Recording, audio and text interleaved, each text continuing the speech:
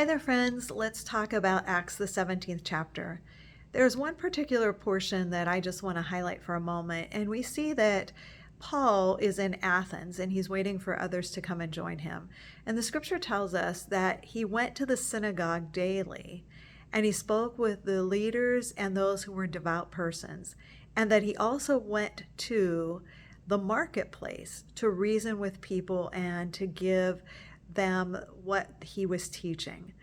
I find that fascinating because here it is that Paul is going to both the synagogue and to the marketplace. It's a great reminder to us that our faith is one in which we can talk about within the church family when we are together in worship, but it is also a faith that we can carry into the marketplace. And I think that gives us just a great reminder that our faith is something that is to be shared with others. Paul very much is talking to them and reasoning with them and explaining things to them.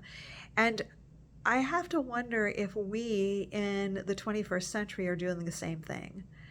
I was sharing with a group recently, and we talked about the fact that even in our own places of worship, sometimes we don't dig in deep. We don't say to one another, hey, where did you see God at work this week? And more so, we find ourselves struggling in the marketplace where we find ourselves in working or with other people. We struggle with how do we talk about Jesus with other people? Paul wants us to see here a clear example that daily he was doing that.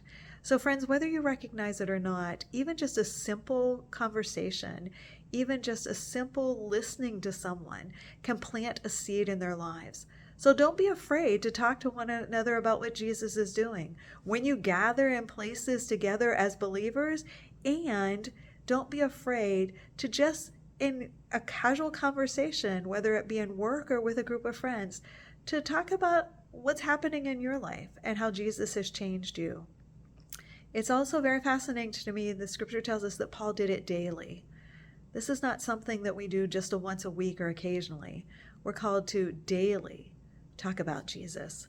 So friends, will you decide today to talk about Jesus somewhere, tomorrow, wherever you find yourselves, so that you can plant just a small seed of faith, because you don't know the power of your words in the life of someone who may be searching to know Jesus.